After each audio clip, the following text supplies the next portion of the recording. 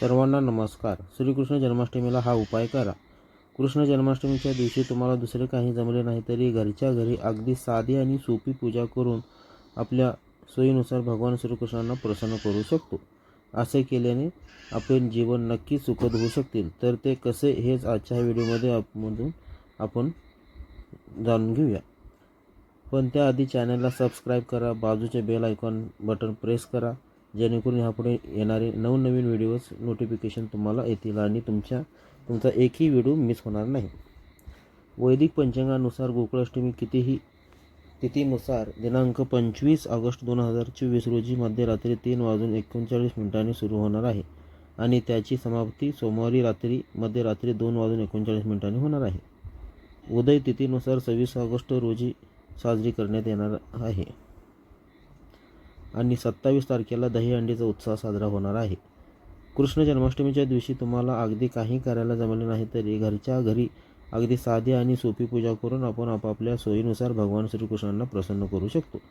या दिवशी सकाळी लवकर उठावे, आंघोळ करावे, स्वच्छ वस्त्र परिधान करावे, घरातील देवघर साफ करून श्रीकृष्णाची मूर्ती असेल तर त्यांना माळ घालावी, छान फुलांनी देवघर सजवून घ्यावे, मंदिरामधील कृष्णदेवांच्या मूर्तीला अभिषेक घालावा, पंचामृताने घालू शकतो तर पंचामृत घालावा. त्यांच्यानंतर पुन्हा पाण्याने अभिषेक घालून घेऊन त्यानंतर मूर्तीला स्वच्छ पुसून घेऊन तिला तुम्ही तिचे जागी ठेवू शकता.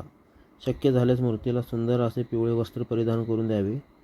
याला शृंगार करणे असे सुद्धा म्हटले जाते. त्यानंतर कृष्णाच्या मूर्तीला पाळण्यात ठेवावे. अगदी साधी आणि सोपी पूजा आपण घरच्या घरी श्रीकृष्ण जन्माष्टमीला करू शकतो. मात्र ज्यांना विधिवत पंचोपचार पद्धतीने किंवा षोडशोपचार पूजा करायची असेल तर त्यांनी आपापल्या सोयीनुसार करावी. ह्यासंबंधीची संपूर्ण माहिती खालीलप्रमाणे देत आहोत. जन्माष्टमीच्या दिवशी बाळकृष्णाची पूजा करून झाल्यानंतर श्रीकृष्णाची आरतीसुद्धा करावी आणि भगवान श्रीकृष्णांना तुम्हाला मनोभावी प्रार्थना करायची आहे आणि नैवेद्यामध्ये काहीतरी गोडाचा पदार्थ ठेवायचा आहे. शक्यतो ह्या दिवशी नैवेद्यामध्ये सुंठवडा किंवा पंजिरी ठेवली जाते. यापैकी तुम्हाला जे शक्य असेल ते तुम्ही ठेवू शकता किंवा ड्रायफ्रूट्स वगैरे सुद्धा ठेवू शकता. नसेल तर दही भात सुद्धा ठेवू शकता किंवा आपल्याकडे घरी असणारे नेहमीमध्ये वापरणारे पोहे दही ठेवू शकता. त्याशिवाय जन्माष्टमीच्या दिवशी महान भक्तांच्या सुंदर प्रार्थनाचे पठण करून भगवान श्रीकृष्णांना प्रार्थना करावी. त्यानंतर तुम्ही हरे कृष्ण ह्या मंत्राचा जपसुद्धा करू शकता. हा मंत्र आहे तो खूपच शक्तिशाली मंत्र मानला गेलेला आहे जो आपल्याला परमेश्वरांचे डायरेक्ट जोडतो. त्याशिवाय ह्या दिवशी तुम्ही भगवद्गीताचे पठण करू शकता. जर तुम्हाला वाचता येत नसेल तर तुम्ही श्रवणसुद्धा करू शकता बरं का.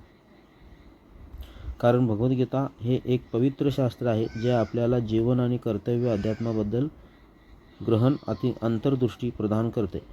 जन्माष्टमीच्या दिवशी भगवद्गीतेच्या वाचनाने आणि चिंतनाने आपल्याला आपल्या आयुष्यात येणाऱ्या आव्हानांना किंवा अडचणी हे सुद्धा जाण्याची बुद्धी मिळते. त्यानंतर चांगलेच मार्ग मिळतात असे सांगितले जाते. त्याचबरोबर जन्माष्टमी हे परमेश्वराचे आपले नाते दृढ करण्याचे एक उत्तम संधी मानली गेली आहे. या दिवशी मनापासून प्रार्थना करायची असते. मंदिरामध्ये जाऊन दर्शन घेणे, कृष्णाच्या आवडीचे नैवेद्य अर्पण करणे, श्रीकृष्णाच्या वेगवेगळ्या लीलांचे भक्तिपूर्ण वाचनाद्वारे आपण आपल्या हृदयामध्ये प्रवेश करण्याचे भगवान श्रीकृष्णांना आमंत्रित करू शकतो.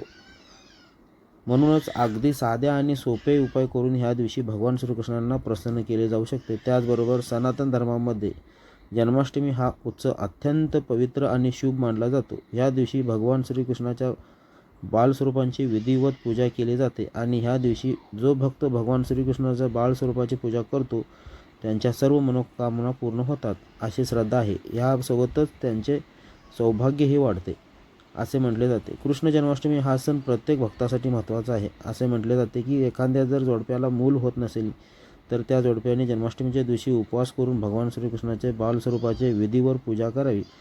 यामुळे त्यांना शुभ परिणाम मिळतील व त्याचे शुभ फळसुद्धा मिळू शकते. त्याचबरोबर मुलांना सुख मिळवण्यासाठी सुखी वैवाहिक जीवनासाठी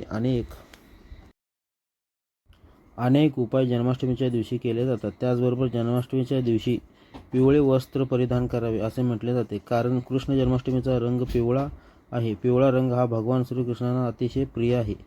पिवळा रंग हा भगवान श्रीकृष्णाच्या बालस्वरूपाचे प्रतीक मानले गेला आहे आणि कोणत्याही पूजेसाठी अत्यंत शुभ मानला जातो. पिवळा रंग हा ज्ञान, आनंद आणि समृद्धी वृद्धीचे सुद्धा प्रतीक मानला जातो. हा रंग बृहस्पती ग्रहाशी सुद्धा संबंधित आहे, जो ज्ञान आणि भौतिक समृद्धीचे प्रतिनिधित्व करतो. म्हणून जन्माष्टमीच्या दिवशी पिवळ्या रंगाचे वस्त्र आवर्जून परिधान करावे. यामुळे जीवनामध्ये सुख समृद्धी नक्कीच येते. हा रंग केवळ भगवान श्रीकृष्णाचा आशीर्वादच आकर्षित करत नाही, तर पिवळा रंग धारण केल्याने आपल्या जीवनातील सकारात्मक ऊर्जा होते, ज्यामुळे मन शांत राहते आणि आपला आयुष्य सुखकर बनते. याचबरोबर जन्माष्टमीच्या दिवशी योग्य रंगाचे कपडे परिधान केल्याने आपल्या जीवनामध्ये सुखी समृद्धी सुद्धा येते. जन्माष्टमीच्या दिवशी निळ्या रंगाचे कपडे परिधान केले जाऊ शकतात. निळा रंग हा पवित्र आणि शांततेचे प्रतीक मानला जातो. जन्माष्टमीच्या दिवशी लाल रंगाचे वस्त्रसुद्धा परिधान केले जाऊ शकते बरं का. लाल रंगाचे कपडे ऊर्जा आणि उत्साहाने प्रतीक मानले गेलेलं आहे. शिवाय गुलाबी रंगाचे कपडेसुद्धा परिधान केले जाऊ शकतात. गुलाबी रंगाचे कपडे प्रेम आणि करुणेचे प्रतीक मानले गेलेले आहे. जन्माष्टमीच्या दिवशी गुलाबी रंगाचे कपडेसुद्धा परिधान केले जाऊ शकतात.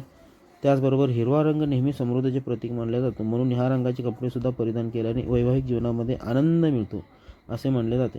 म्हणूनच जन्माष्टमीच्या दिवशी कपडे परिधान करण्याचे रंगालाही विशेष महत्त्व दिले गेलेले आहे. त्याचबरोबर जन्माष्टमीच्या दिवशी आणखी काही विशेष काळजी घ्यावी. जन्माष्टमीच्या दिवशी उपवास ठेवताना फलाहार भर द्यायला हवा. भगवान कृष्ण यांच्या आधारित असलेली भजने, गीते ऐकावीत. दुधापासून तयार झालेले पदार्थ इतरांना सुद्धा खायला द्यावे.